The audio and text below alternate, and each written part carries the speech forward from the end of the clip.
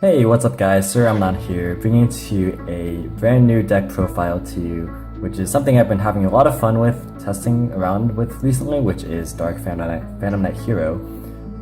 This is a deck I've just been kind of working on, and I do want to say first and foremost that I apologize for the bad acoustics in this new dorm that I moved into recently. The sound just bounces everywhere, and I know it's not the best, but gotta work with what we have here. But yeah, this is a deck that I think is a lot of fun to play. It's, the way to describe it, less consistent Goki that can end in slightly more powerful fields, especially with Dark Claw. But it's very explosive, it's a lot of fun, and I think that it could actually be a contender should Firewall get hit, which is like the projected expected hit for Goki. I think this deck can actually handle that because there's a lot of innovative ways you can build the deck.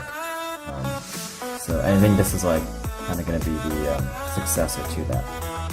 But anyway, this is kind of more of a prototype sort of build. It's not like a finalized draft by any means, but I do think that this is a good starting point, and I will have combos in a separate video that you can use as reference points for this particular build.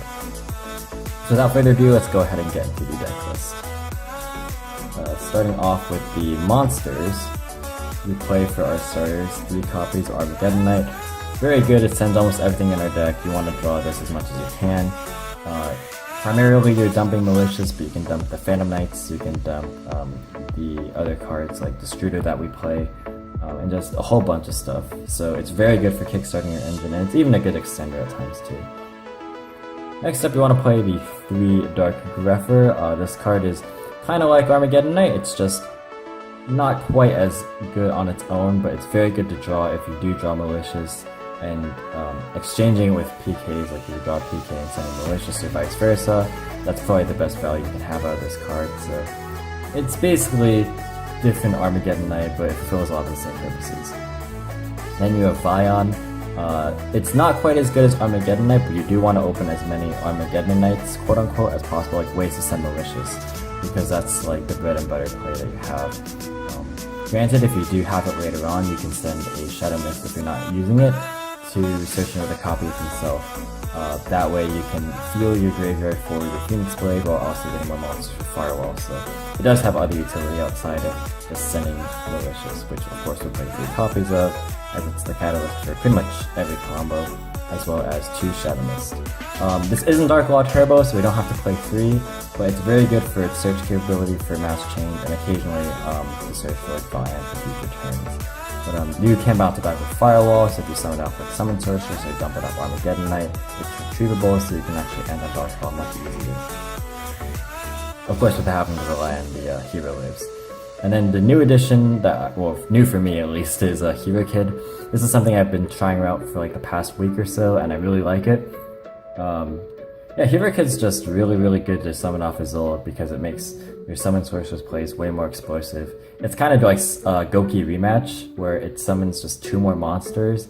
Granted, of course, you don't get all the searching that the Gokis do, but you do allow yourself more flexibility without having to commit like more monsters, and it makes like 1 card plays just a lot easier. Plus, it makes it so you don't have to play like 5 equips. So that's it for the main monsters for the Dark Hero engine. Next up, for the Phantom Knights, we play 3 copies of the Phantom Knights of Silent Boots.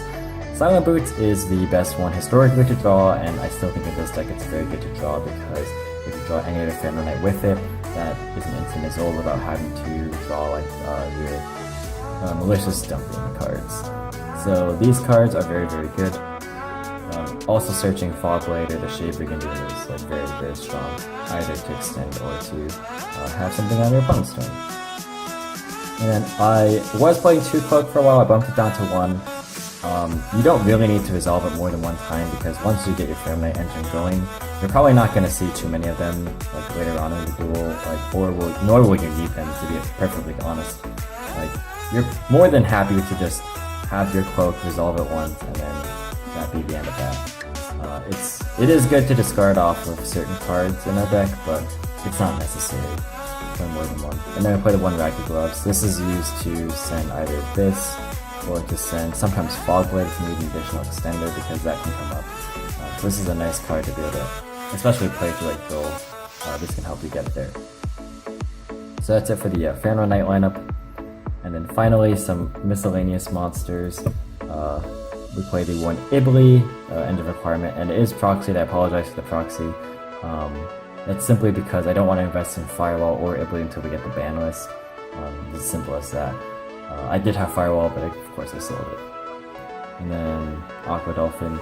So it's weird to see only one this card. Like most people either play 3-0, but the thing with this is like it's the only really good card to search off Isolde, like the first effect of it, and have it not really hurt you too badly while simultaneously being okay to draw as a 1-of. Like drawing 2 of this is terrible, but if you draw 1 of it with like a Phantom Knight or a Malicious, it actually can help you kickstart your engine. As well as like all the other monsters that I had previously before these monsters. Like every other monster, you don't want to search off Isolde because they all have very powerful effects whether they're on field or in grave, so this is the best option to search. And then we have the one Destrudo. It's good for one of the combos that I'll show in another video, like in the combo videos. But it's also good to make the FA Dawn Draxter that I play, as well as just being an original extender at times. So I like that card. Dumpable off Malicious and off of the Greffer, of course. And you can pick Jocker for 2. So that's very good. That's it for the monsters. We're going on to the spells. One thing to note is I don't play hand traps. I've kind of adopted like some of the Goku players' mindsets. I think, well, hand traps are only really particularly good against Goku or like other like spam combo decks. And against other matchups, like you can break through their board going second pretty well because of Nightmares, and you want to just extend as far as possible through their hand traps if you're going first. So that's the logic. So play 3 Hero Lich for the spells. Probably one of the best cards in the deck. Not once per turn, so if it gets Ash and you have another, it's fine. It allows you to not have to like manage your Shadow Mist with like Firewall and Special Hit as much, because like this just does it all for you in one card, as well as being able to give you a body for results. So it's just insane. And this is really good too because you can chain it to this, so they don't conflict. And yeah, it's just like probably the most box standard extender. I'm not playing Instant Fusion. The extra deck space is kind of tight, but in the future, like if it calls for it, I would play Instant Fusion. That'd be like my next up on the list of extenders to play. 3 Call by the Grave. I'm not playing Midbreaker Field. I think that card, while it's very good, like you don't necessarily need it to like get your combos through. You have to open up with it, which kind of is funky. With like Nightmares, which we brought up Nightmares, it's not as good. It's not as good going second, and this is already 44 cards. If I want to add more cards to it, I don't want to add more bricks, because like the point of adding more cards is to alleviate drawing your like Maliciouses and Hero Kits and equips. But yeah, drawing more midfield breakers. Midbreaker fields, like while they're not bricks inherently, they can become bricks depending on your hand. So I just don't want that to really become an issue. So I'd rather just be more consistent in that regard. Rhoda, Foolish, Mass Change. Only one Mass Change. Again, it's not Dark Claw Turbo. It's not a win condition necessarily, but it's like a very strong asset in your arsenal. And then your equips. So it might seem weird that I'm playing Hero Kit and I'm still playing 4 equips, but the logic behind it is that there are times you do want to special your Shadow Mist because certain hand traps call for it, like Ogre for example and Isolde. Like this is very good, and I actually do like drawing these 2 very much. If I want to cut down to 3 just to like have the 1 more than what you want to run kind of theme, or 1 more than you want to dump kind of logic, then yeah, you could cut like Overdone Burial, but like even that can be good at times for like Malicious and for Destrudo. I just think that these cards are very good, and you can actually summon your Phantom Knights too. That's an option. And then I'll just put the traps here real fast. It's 2 copies of Shade Brigandine and 1 copy of Fogblade. This is your extender that's searchable, which is crazy, and this can be somewhat of an extender depending on what your hand looks like and what Phantom Knights you have access to, while also being a defensive card. So yeah, that's going to be it for the main deck. Moving on to the extra deck, we have, let me just get this sorted out here. 1 Isolde. I don't think you need to run 2 simply because like this deck isn't like built to be necessarily resilient. If you want like a more resilient deck, again I would probably play Goku, but 1 is really all you need to like push your plays across. Like you just want other utility cards, and space is very tight. Summon Sorceress is very, very good, of course. So this is like the flex spot. It's like either this, or you could run Underclock Taker to be able to extra link easier, but I think that this is good to be able to play through Reaper. If you're not anticipating Reaper, then I'd probably put Underclock. Or you could play Kagari, which I actually also don't run. I feel like Kagari's good going second, that's true, but going first, it's only really useful if you have like drones plus malicious and no other normal summons. And granted, of course, you should be taking going second into account, but I don't think you necessarily need Kagari to break through boards. I think just having the other options is nice too. Mermaid, Double Phoenix, Cerberus, Goblin, and Unicorn for the Nightmare package. Of course, the standard is to run 2 Goblin, but I only own 1 Goblin.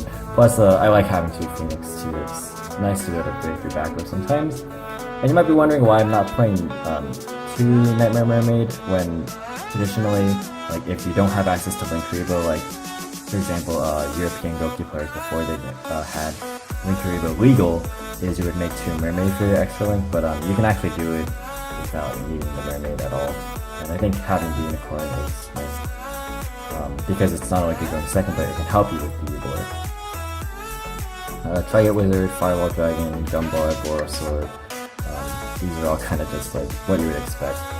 The FA Dawn Dragster that I was talking about, sometimes this is kind of like your Hail Mary play, in cases where you get like triple hand traps or double hand traps and like you can just so hard, but like it's a good thing to have just in case. And then Dark Claw. Yeah, that's it for the extra deck. The side deck is like the most like prototype kind of thing. These are just kind of ideas, but yeah, 3 Ash, 3 Ogre, so like hand traps for going second against certain matchups, particularly the Goki matchup. I think Gamma is a very good hand trap right now. You could play Reaper, you could play Droll, you could play Effect Failure, you could play Impermanence. Those are all good cards, but this is just for display, kind of what I have. I am not suggesting that you necessarily copy this card for card, but like this is kind of just an idea of what to run. Should you want to bring the Surge Hammer, this is kind of just like very, very run-of-the-mill kind of thing. So that's it for this deck profile. I hope you guys enjoyed it. Yeah, this is gonna be just the deck profile. The combos will be in a different video. But yeah, this deck is a lot of fun for me. I really do think that, especially once like Goki somehow gets hit, hopefully, assuming Goki gets hit, this deck can still get there.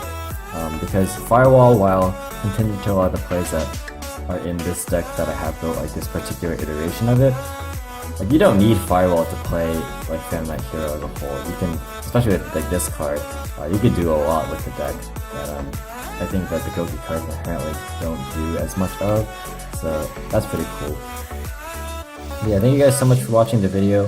Hope you guys enjoyed it. Thank you for watching, and I'll catch you in the next one.